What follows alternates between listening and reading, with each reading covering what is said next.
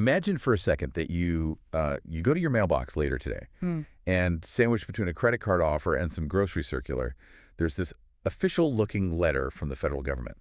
You open it up, and it lays out a choice, a binary choice.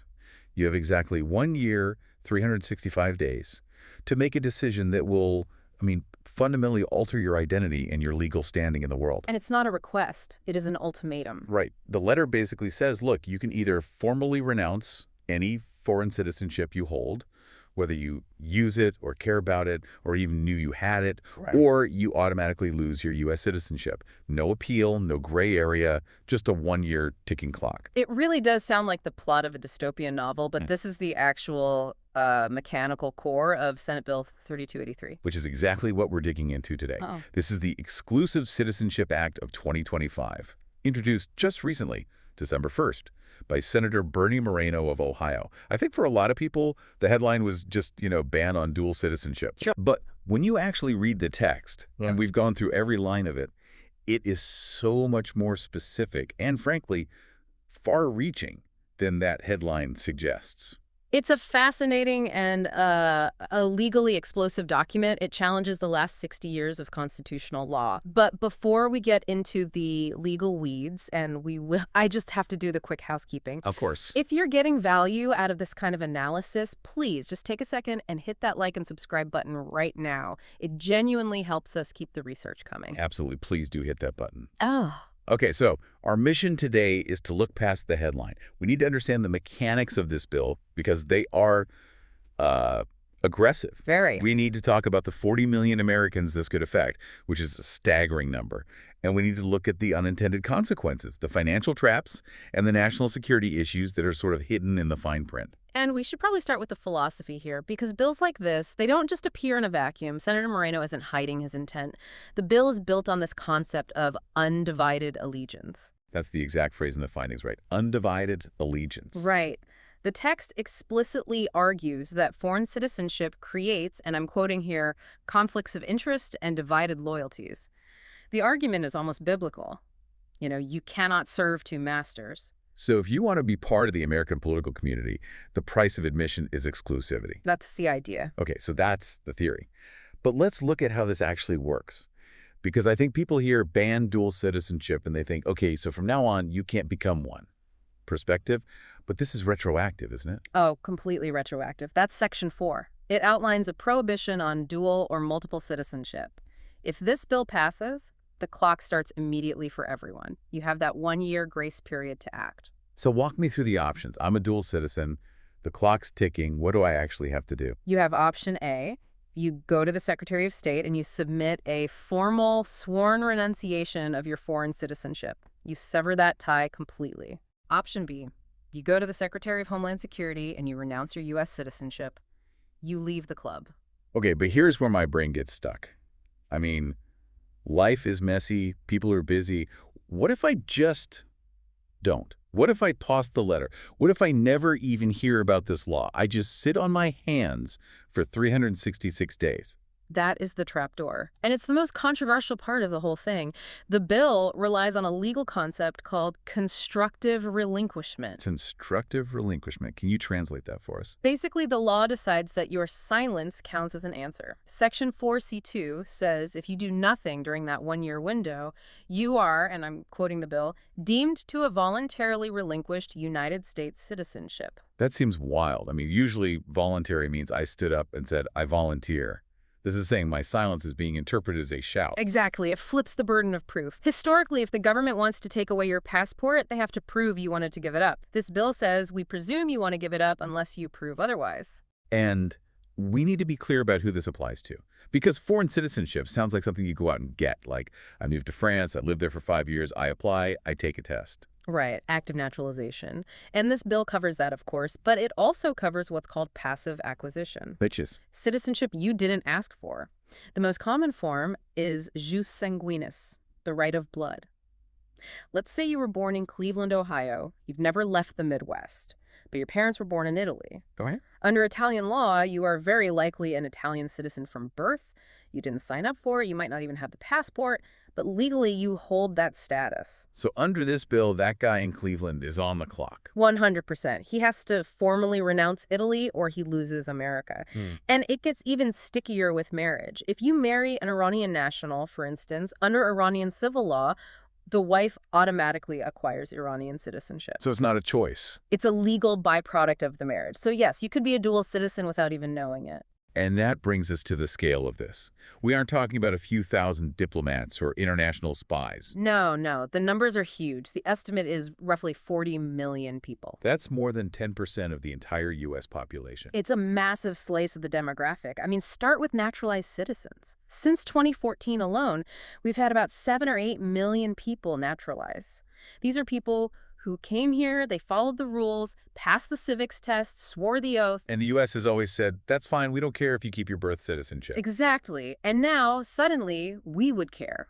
A lot. And then you have the diaspora communities. I was looking at the breakdown Irish Americans, for example. A huge group. If you have an Irish-born grandparent, you're eligible.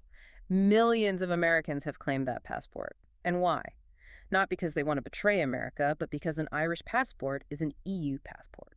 So it gives you the right to work in Paris Yeah. or retire in Spain. It's a really valuable economic asset. An incredibly valuable asset. And this bill says, pulp it.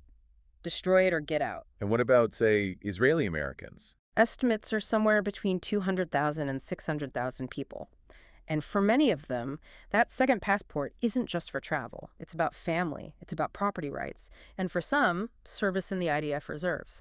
This bill forces a brutal choice. Sever your legal link to the Jewish state or lose your status here in the U.S. Right.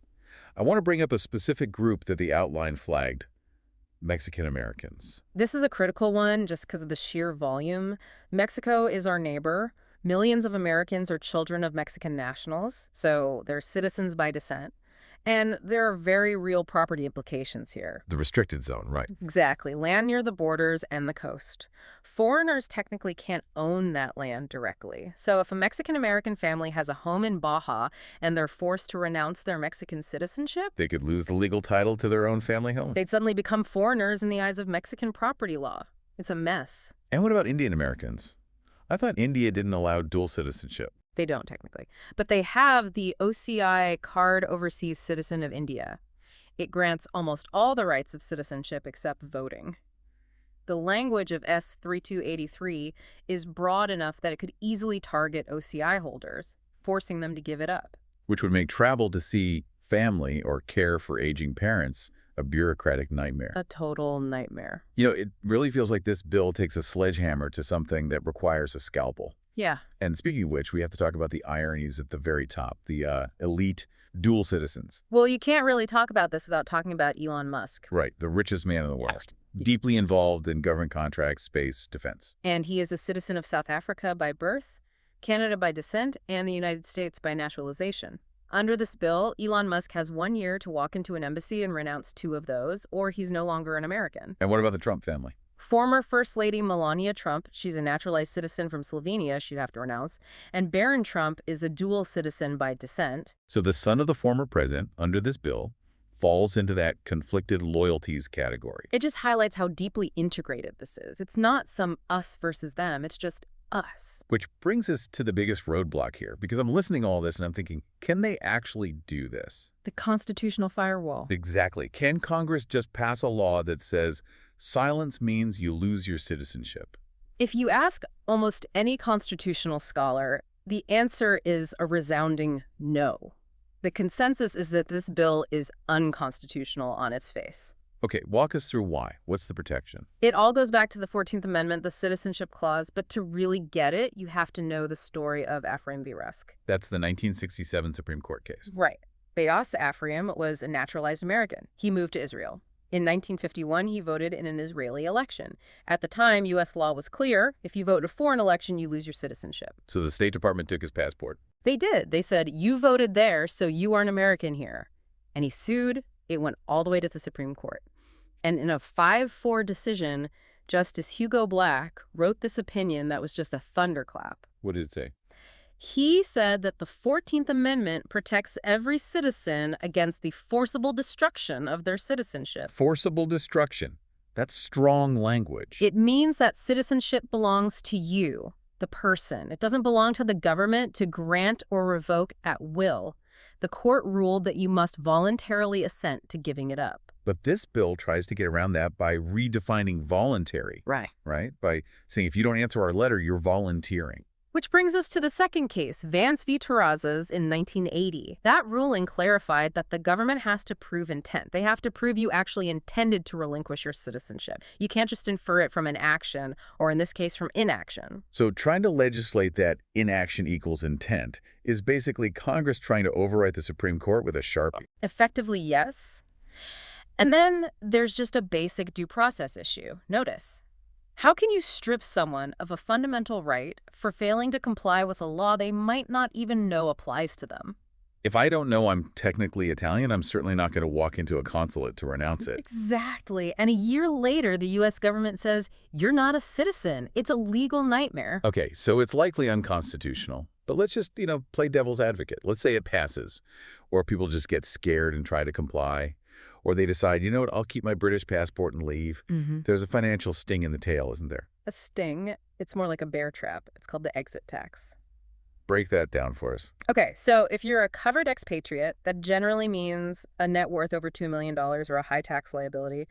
The IRS treats your departure as a sale. A sale of what? Everything. The day before you renounce, the IRS does a mark-to-market valuation.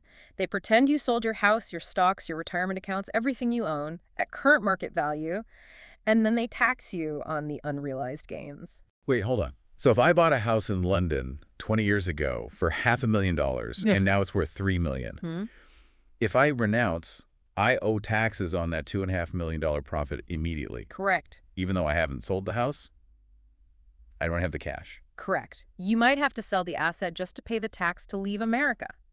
It creates a massive liquidity crisis for anyone who isn't just sitting on piles of cash.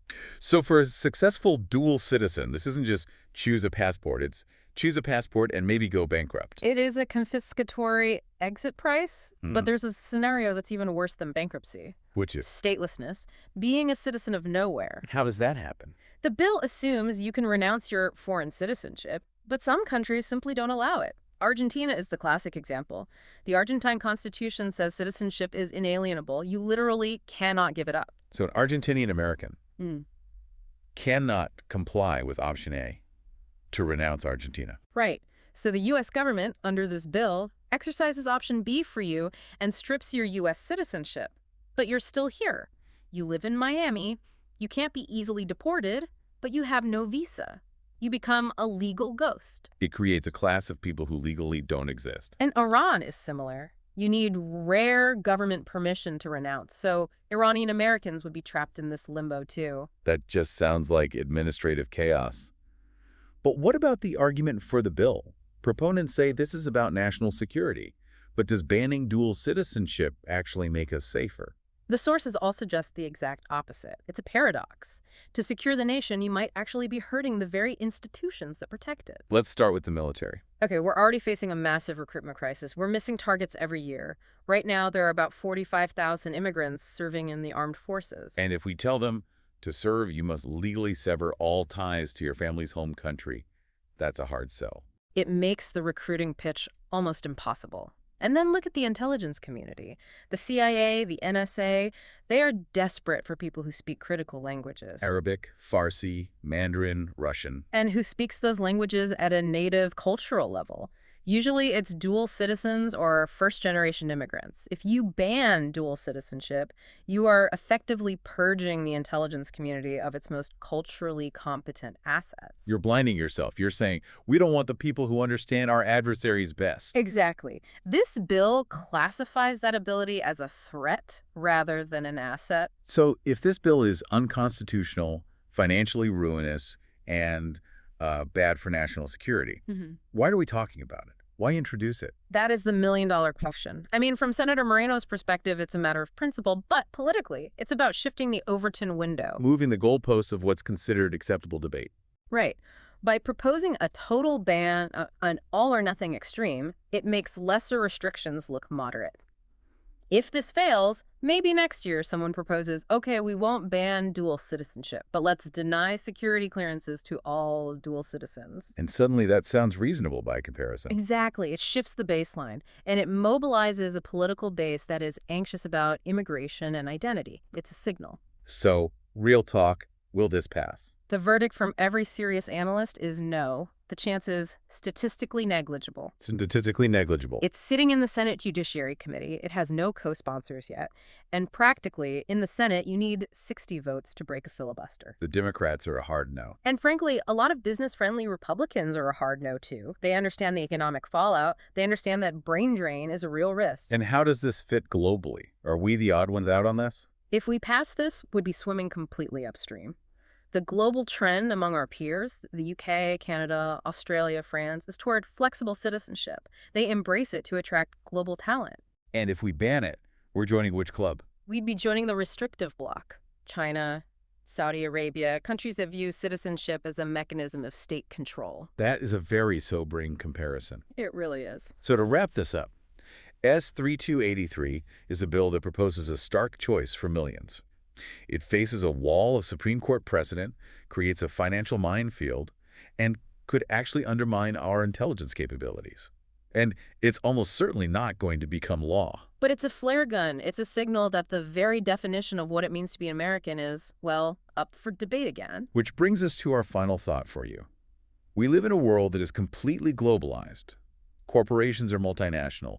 Capital moves across borders in a millisecond. So why is the allegiance of the individual citizen becoming the new battleground? And if this bill is just the extreme opening bid, what's the next, slightly more moderate version of this policy that could actually pass?